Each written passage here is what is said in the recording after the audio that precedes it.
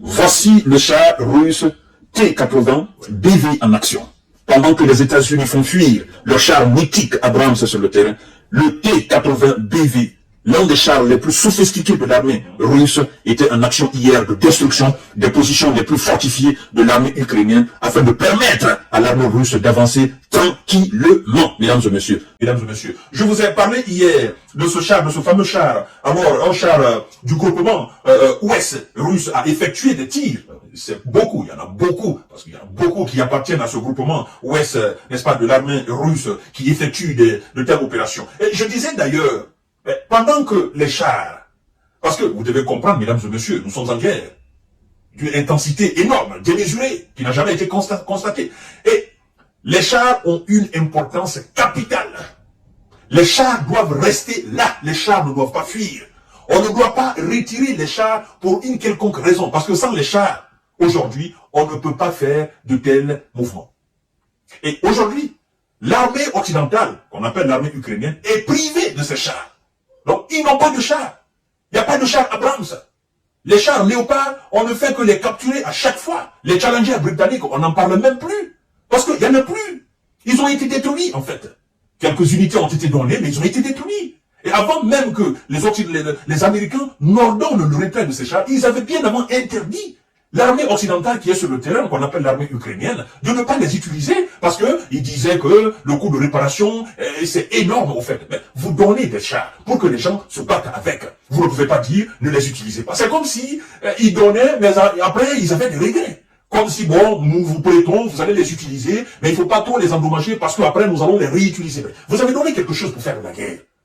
Maintenant, que ces choses-là qu'on les détruise sur le terrain ou pas, la question est de savoir, est-ce que des objectifs ont été atteints avec les chars Abrams? Mais la réponse est non. Non, on se pose maintenant la question de savoir pourquoi on a envoyé les chars Abrams. Pourtant, on était bien conscient, n'est-ce pas, des dangers qui guettaient ces chars fragiles. Mesdames et messieurs, il faut qu'on soit honnête. Partagez la vidéo dans tous les groupes possibles. Ok, partagez la vidéo et abonnez-vous sur cette page. Un char du groupement ouest russe a effectué des tirs indirects sur un poste d'observation ukrainien dans la zone de l'opération militaire spéciale en Ukraine, a annoncé, n'est-ce pas, le mercredi 1er mai, le ministre russe de la Défense, M. Sergei Shoigu. Le T-80BV a ouvert le feu à une distance d'environ 5 km, n'est-ce pas, après un coup de visée, les 2 et 3e tirs ont touché la cible. Quelle cible? Les positions camouflées de l'armée occidentale sur le terrain en Ukraine. Et qu'est-ce qui s'est passé par après? La mission accomplie, le char T-80 BV a rapidement quitté sa position afin de se mettre hors portée de l'ennemi et permettre naturellement à ces troupes, les troupes russes, de prendre position. Mais c'est ça, en fait. Quand les chars viennent, même les militaires occidentaux, bon, les militaires ukrainiens, eux-mêmes, ils confirment. Ils disent, écoutez, on ne peut pas se battre avec de la salive, pendant que les Russes, de l'autre côté, ils sont en train de faire pleuvoir, n'est-ce pas, des obus sur nous. Mais écoutez, nous n'avons que des armes légères.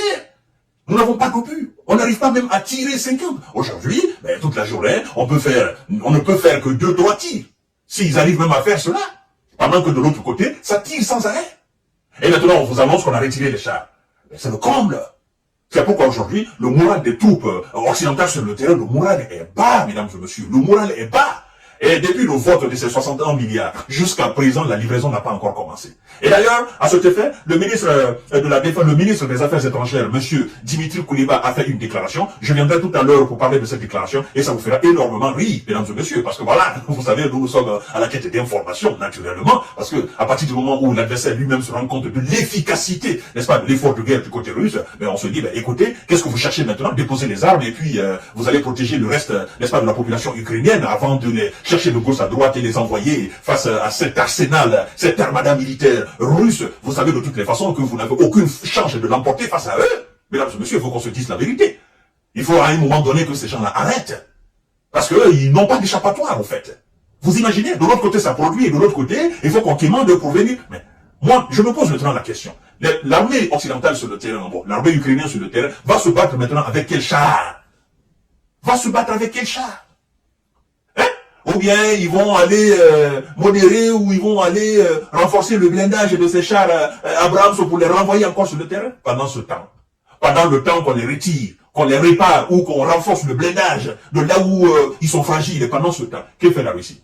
La Russie s'arrête pour dire, oh non, on vous attend, parce que voilà, on ne veut pas, on vous attend, allez-y tranquillement, réparez vos chars, allez-y, renforcez le blindage, et puis réveillez, on va vous attendre, nous allons continuer à battre. Mais non, la Russie continue. Vous avez d'ailleurs entendu le ministre de la Défense lors d'une réunion d'état-major en Russie, il a demandé plus de moyens de destruction, plus d'armes de qualité, de quantité, de volume. Vous avez vu, ça veut dire qu'il n'a pas l'intention de lâcher prise. Il a l'intention de continuer, c'est ce qu'il dit d'ailleurs. Nous devons continuer avec ce rythme, nous devons augmenter l'intensité pour que l'adversaire sente réellement qu'il n'a aucune chance. Augmenter l'intensité et le volume, augmenter le moyen de destruction, c'est en quelque sorte mettre beaucoup plus de peur dans la poitrine de l'adversaire. Pour qu'ils se disent, écoutez, finalement, on a pensé que l'armée russe, c'était une armée en lambeaux, mais elle s'est arrivée une véritable armée. Mesdames et messieurs, c'est ça, nous sommes en guerre. La guerre a des conséquences. Et vous devez payer les prix de la conséquence de la guerre. Vous devez composer avec. Et si vous n'avez pas les moyens, lâchez prise. Et puis on passe à autre chose.